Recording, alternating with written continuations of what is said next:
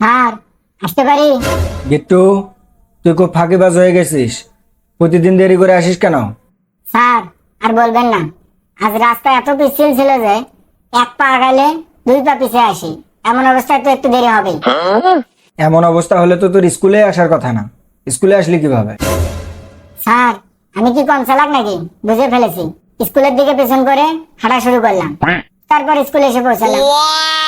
ওকে বস, বলতো ভেজালের বিপরীত কি? হাঁটি স্যার। বুট। ব্যাট। বেদব। আদব। ওট। বস। গিট্টু এবার থাম। ভোটেলু এবার চল। কি এত বড় সাহস আমার নাম ধরে ডাকিস? স্যার এত চাপেন কেন? আপনি তো বিপরীত শব্দ বলতে বললেন। থাক, তোকে আর বিপরীত শব্দ বলতে হবে না। গিট্টু, তোর নামে অভিযোগ আসছে, তুই নাকি মানুষকে গালিগালাজ করিস। স্যার বিশ্বাস করেন, আমি কোনোদিন কোনো শুয়ারের বাচ্চারে গালি দেইনি। কোন হারামজাদা যে অভিযোগ দিছে, সে হারামজাদারে যদি একবার পাইতাম, লাঠি মেরে ওর পা ভেঙে দিতাম। বাহ গিট্টু, তুই তো খুব ভদ্র ছেলে।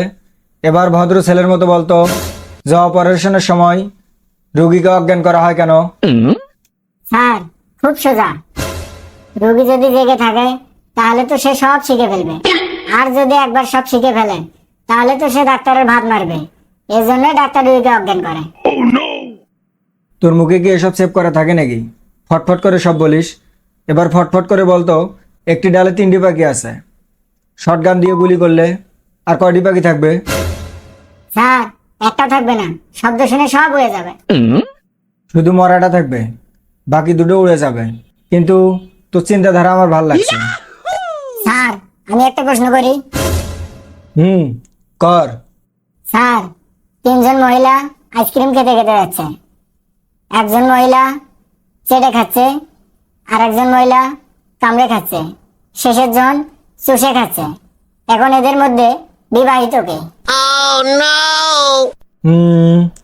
আমার মনে হয় শেষের জন।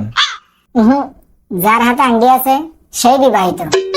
তবে আপনার চিন্তাধারা আমার ভাল লাগছে। এই ইডিয়েট, চুপ। স্যার আমাকে ইডিয়েট বললো, নিশ্চয়ই ইডিয়েট মানে ভালো কিছু হবে।